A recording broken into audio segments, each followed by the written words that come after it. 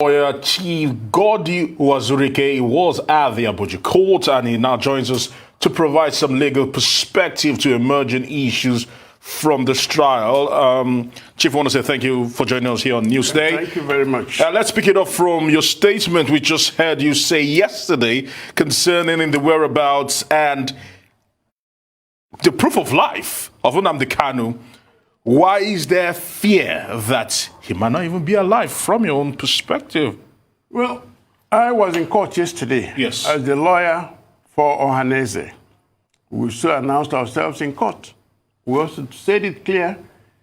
We read from the newspapers. We heard from the grapevine that he's back and that has been remanded in the custody of the prosecutors. And we said, fine, let us come and see what is happening. Even a madman has relations. And we're saying we want to see, we want to hear what he has done.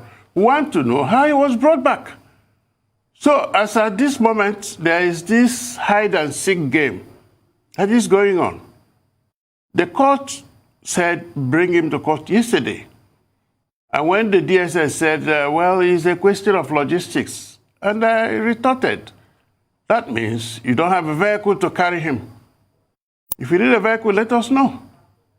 So as I'm speaking with you, nobody knows his condition. Nobody knows where he is. And nobody can say with certainty that he's alive. As we say in the streets, seeing is believing. In what condition is he? Was he tortured? Was he beaten up? In court, he had the freedom to speak. His lawyer is supposed to have access to him. But you had him, no access. For 10 days, he has been waiting.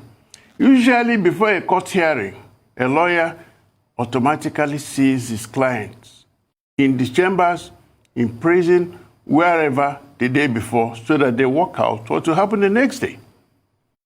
And I remember we were asking the court, please, send him to prison, let him stay there, instead of the custody of those who are prosecuting him. To break it down, DSS, whether they abducted him, kidnapped him, in whatever form, DSS in custody, DSS is prosecuting. And yesterday, the same DSS was screening those who entered the chambers. And if you remember, DSS means Department of State Security, Office of the President. The judiciary is supposed to be independent.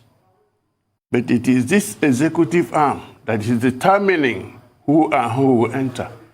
When I got there, they refused me access until some senior registrars they came out and said, in fact, they had to shove off some people for me to enter. When Dr. Ezifo was trying to enter, they were saying no. All he had to do was pull out his white beard 2 or 3 times, say, okay, enter. The horde of lawyers was outside. I protested to the court that the dignity of our profession means that when a lawyer wants to go to court, there will be no hindrance of access by those who are prosecuting.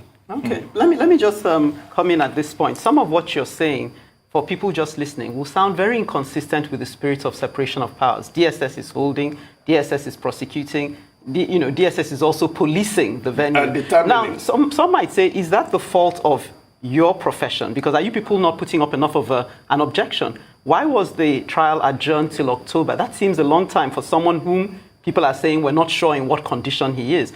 Are you not putting up enough of an objection to these things? Why is such a situation allowed to continue? In all fairness to the lawyer to Nnamdi Kanu, he put up a fight. One, that he had a motion pending. And 2, that Nnamdi Kanu should stay in the correctional service, which is called the prison. And the judge said, well, I am not a vacation judge, so I cannot hear anything. Secondly, since they did not produce Nnamdi Kanu, it means that nothing can be done. You cannot conduct a criminal trial in the absence of the accused person.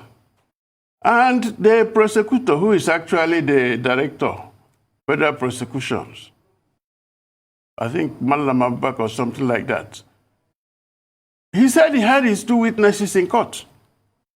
He failed to bring in Nnamdi Kanu to court, but he also brought the witnesses. So again, let me just ask, because to people listening, this sounds absurd. The reason given and the not producing the witness or the accused Is there no penalty for this kind of conduct? Well, in a civilized country, which I believe Nigeria is, there should be consequence for that.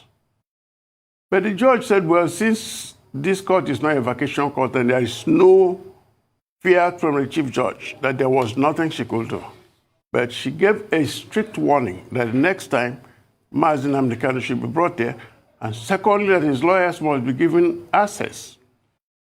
All right, sir. Yes. Let me quote you Latin maxim, Order autorem patem. You know what this means. I know where I'm going to this. Are you afraid that Nnamdi Kanu might not get fair trial? Definitely we are afraid. And I'm not so sure the government of Nigeria understands the importance of what is going on. This is an international trial. The eyes of the world are on them. Even as we were in court, text messages were going out. Nnamdi Kanu is not in court. Judge is yet to come. This is what the judge said. And that message is going around. Let me put it bluntly. The judiciary of Nigeria is on trial.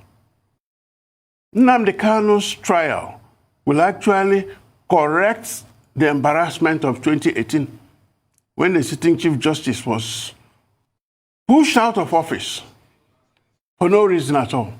And up till the Court of Appeal is yet to hear appeal on that, or even set it down. Right. So Nnamdi Kanu's trial is actually a chance for the judiciary of Nigeria to redeem itself. And it will redeem itself when it says this is an independent arm. This is our court. You, the DSS, you're only a prosecutor. All right, Chief, you cannot determine what happens. Unfortunately, we're out of time, but I want to say thank you for joining us here on Newsday. Thank you very much. God bless you.